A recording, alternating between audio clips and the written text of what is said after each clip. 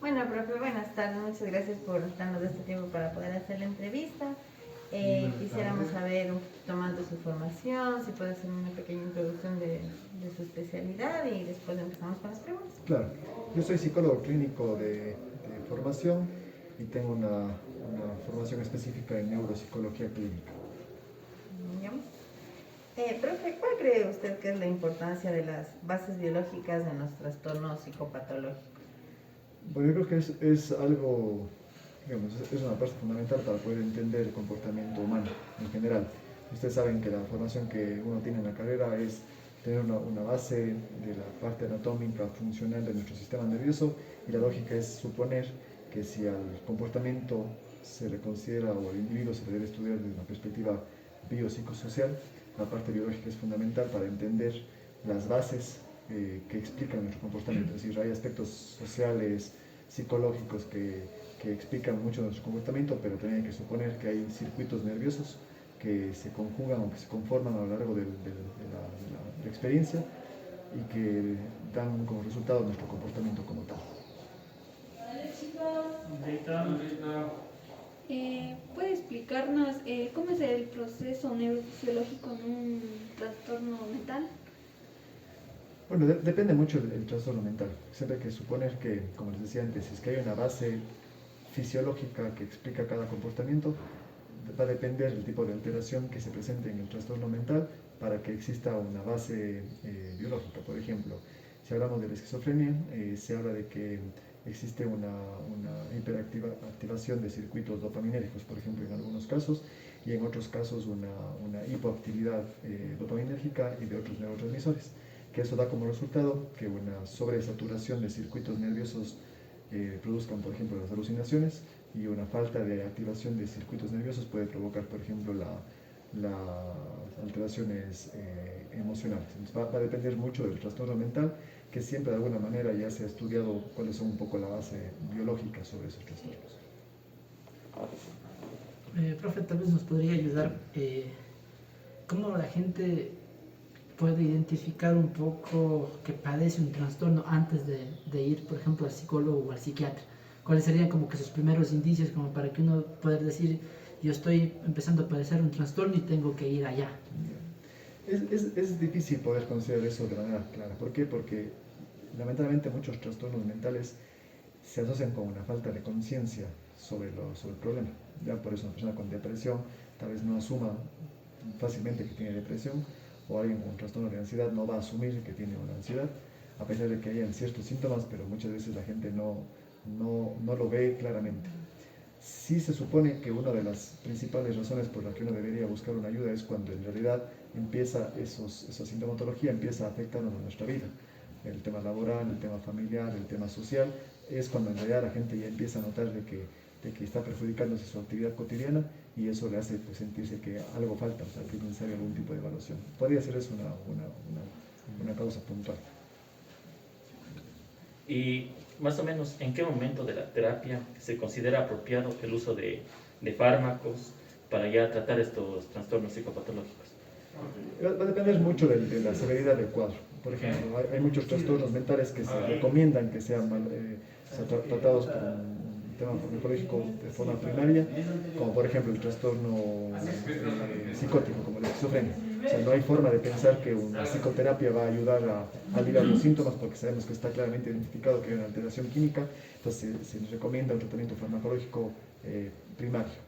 Luego la terapia psicológica se hace también de forma paralela, pero en otros casos, por ejemplo, como la depresión, o el trastorno de ansiedad, o el trastorno obsesivo compulsivo, depende mucho la sintomatología y qué tan grave es, como para poder pensar si es que es necesario una intervención psiquiátrica conjuntamente con la valoración o intervención psicológica, o en algunos casos solo farmacológica hasta estabilizar el cuadro y después trabajar con la parte psicológica, o otros casos solo se necesita una terapia psicológica que ayuda mucho a la eliminación de algunos síntomas.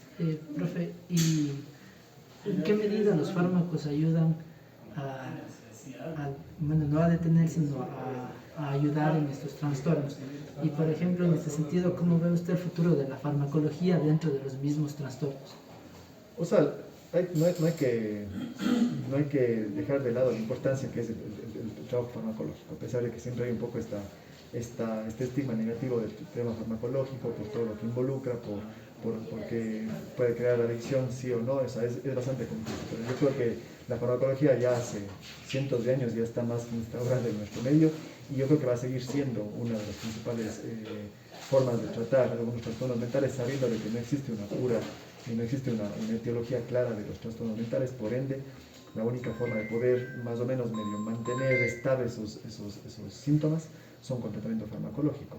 Ahora, todo eso va a depender mucho, como les decía antes, del estadio de un trastorno, en qué momento se requiere una intervención psiquiátrica o farmacológica, pero lógicamente hay que entender que si es que una alteración mental está explicada por una disfunción cerebral, es decir, no un daño, sino que los circuitos cerebrales no se conectan correctamente, eso es porque hay una mayor producción o una menor producción de algún tipo de químico cerebral. Por ende, los fármacos tienen un efecto directo en eso, en regular la cantidad química cerebral, y eso lógicamente se ve reflejado en que los síntomas mejoran en su mayoría.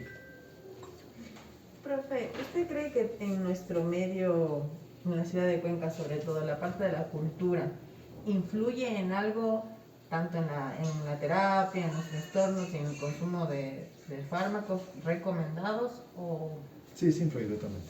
Sí, es que el tema social es también, cultural es fundamental dentro de la parte en cómo le vemos la salud mental. O sea, empezando de que a veces nosotros como profesionales, por ejemplo, de la psicología, todavía seguimos un poco medio, cuando me toca a mí pasar algo emocional, ya me cuesta mucho aceptar de que yo tengo que ser parte de algo que solo yo veo desde afuera, pensando que eso es solo la gente y no yo, y en realidad es complejo. Pero yo creo que sí es mucho la parte cultural en donde nos configura de alguna manera a tener esos estigmas negativos del trastorno mental, de la importancia de la salud mental, y por ende eso a veces limita mucho que la gente reciba un tratamiento adecuado cuando es necesario.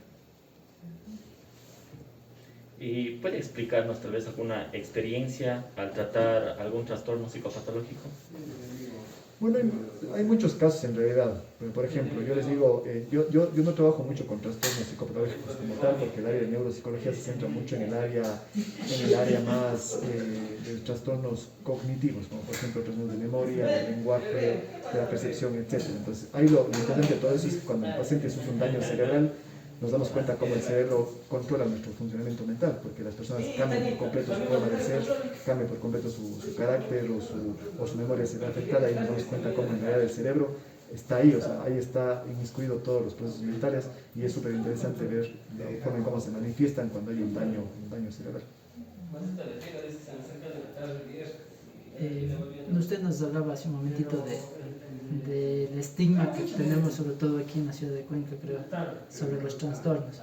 ¿Qué nos recomendaría, por ejemplo, usted a nosotros como estudiantes de psicología, para nosotros poder dejar de lado un poco esta visión negativa y este tabú que tenemos un poco por los trastornos, y también para la sociedad, para la gente que vive fuera, la familia y en el ámbito mismo del trabajo, para tratar de acabar un poco con este tabú, y en relación también con alguien que padezca? Por ejemplo, si yo tuviera un hermano que padeciera eso, ¿qué recomendaciones me daría, por ejemplo, para sobrellevar la relación? O sea, yo creo que lo principal que uno tiene que hacer como estudiante, por ejemplo, de psicología, es saber que nosotros somos el nexo de que la ciencia pueda evidenciarse en la sociedad, es decir, que se pueda demostrar las cosas que la gente no sabe. O sea, si es que uno escucha de psicología y solo escuchamos de lejos, pero en la casa hay alguien que está estudiando psicología o es psicólogo, la lógica es que este tipo de estigmas negativos se tienen que ir eliminando. Primero, trabajando uno mismo, sabiendo de que en realidad el tema de la salud mental es fundamental, y que no pasa nada que alguien tenga un trastorno mental, o no pasa nada que alguien necesite ir a la terapia psicológica, ¿ya? Y cuando uno cambia esa perspectiva, es más fácil tal vez comunicar ese mismo pensar a nuestros papás, hermanos que están pasando por una situación parecida. No es sencillo, como digo, parece que fuera fácil, pero no es sencillo, porque a mí me pasa igual que yo hago neuropsicología, hago psicología clínica, y mi familia directa no sabe, por ejemplo, exactamente qué es lo que yo hago. Entonces no es fácil, aparentemente, que uno crea que ya porque yo trabajo en tal área, yo puedo eso transmitir a mi familia. Es muchas veces difícil, porque es como un área de cualquier profesión. O sea, si usted habla de arquitectura, yo puedo tener mi papá arquitecto, pero yo no voy a entender muchas cosas porque no hablo todo el tiempo de eso. Pero la parte mental, de la salud mental, debería ser un tema que se hable mucho en la casa, en la sociedad, como para que eso rompa muchos esquemas negativos. Muchas gracias por ayudarnos en esta entrevista. Sí, Muchas muchas gracias. gracias. Muchísimas gracias.